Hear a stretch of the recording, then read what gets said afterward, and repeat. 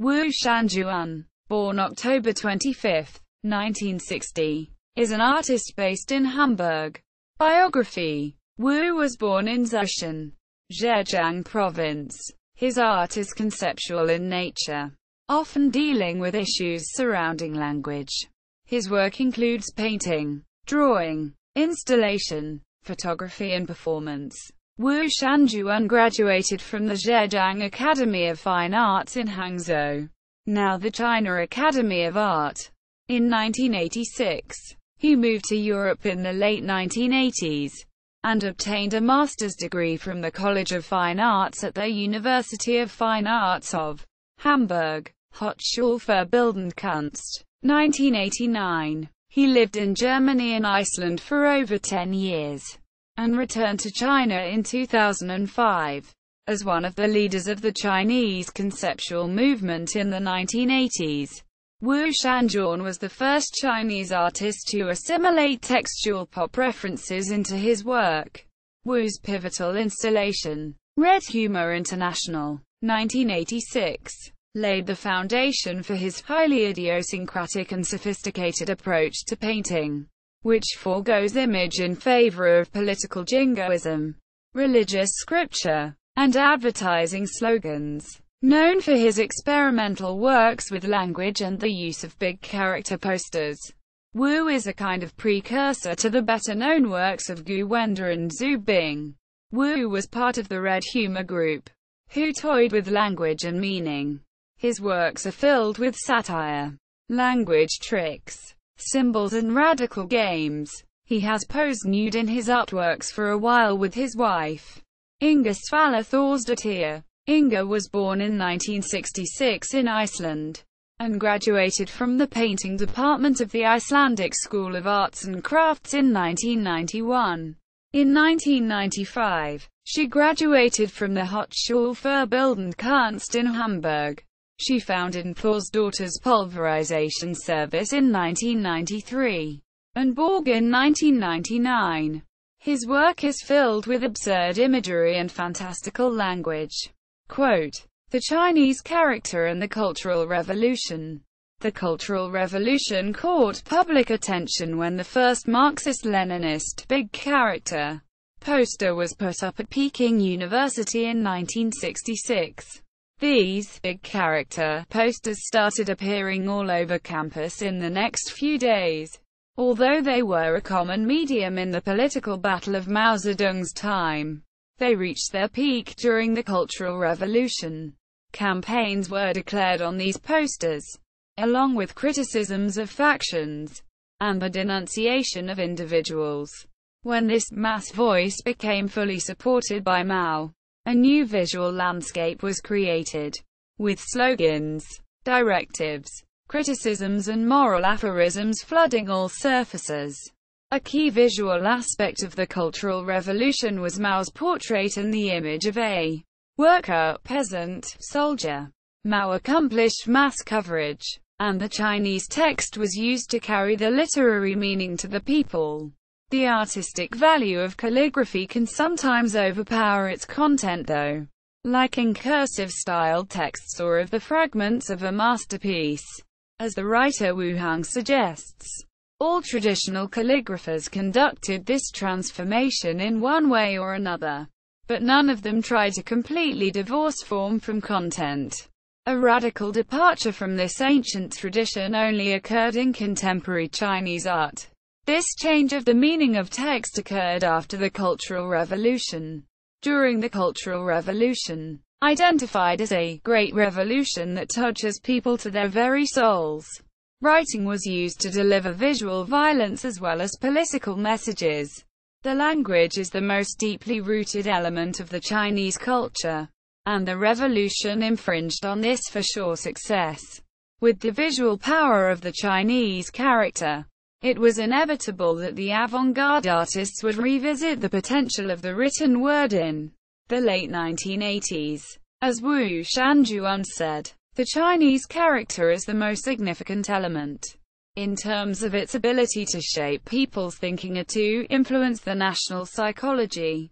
School. Some of the other graduates of the Zhejiang Academy of Fine Art, who began to play a leading role in China in the mid-1980s, were Wang Guangyi, Shang Pili, Geng Jiani, Huang Yongping, and Gu Wenda. Although they probably didn't learn too much from the teachers directly, due to the domination of a realist style in academies, they learned from young teachers and classmates outside of the classroom.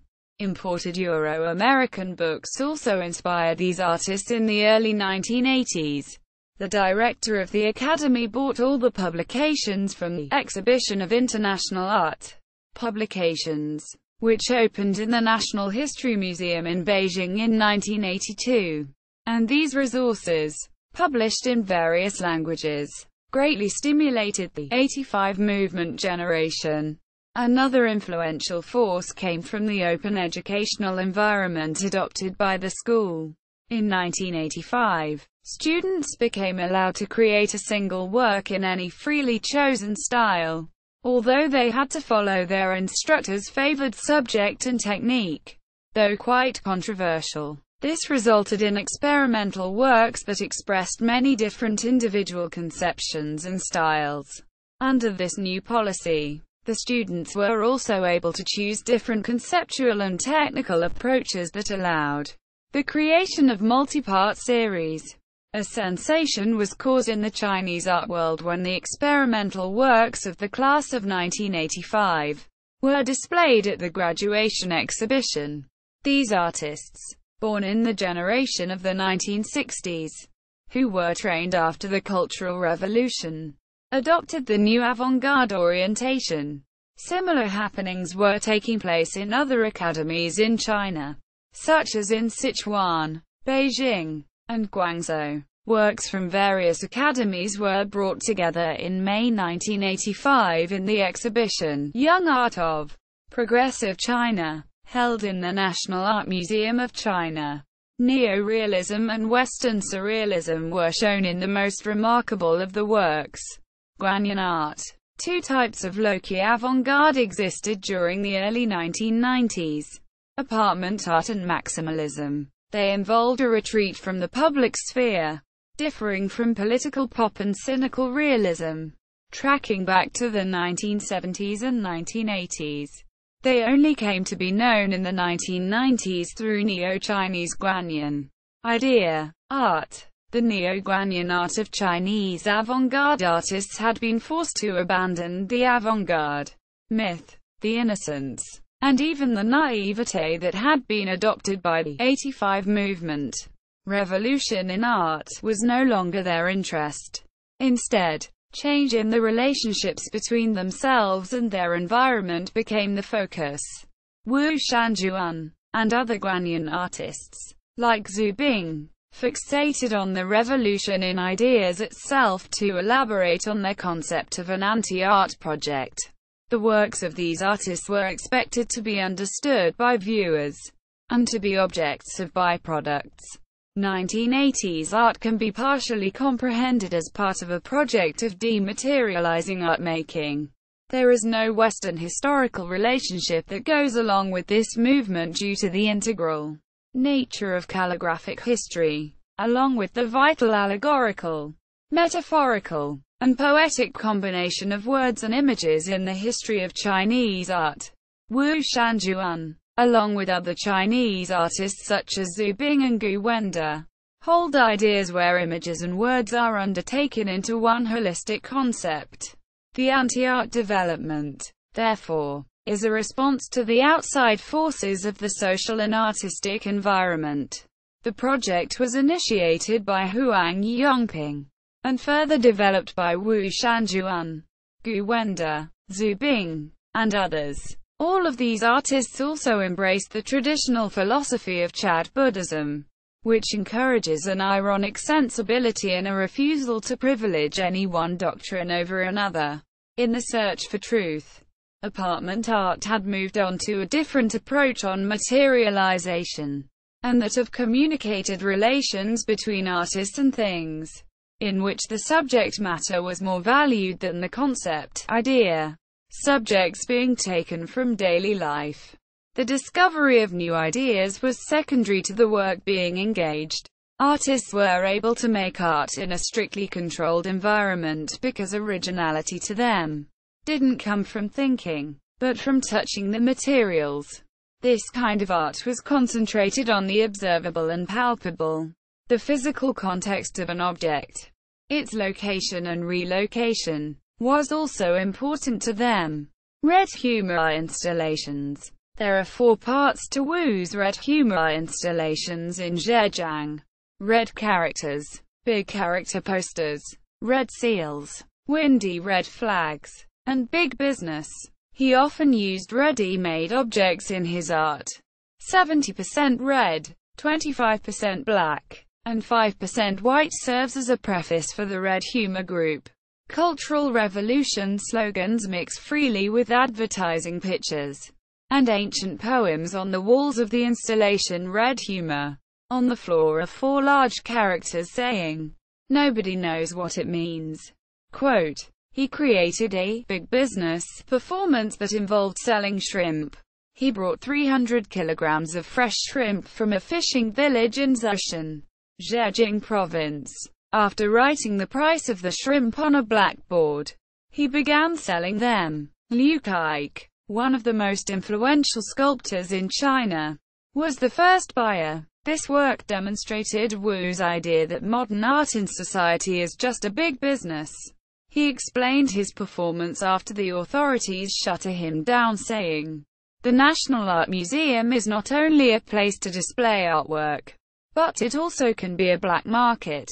For the Chinese New Year, I have brought first-quality shrimp suitable for export from my home village in celebration of the holiday and to enrich people's spiritual and material life in our capital."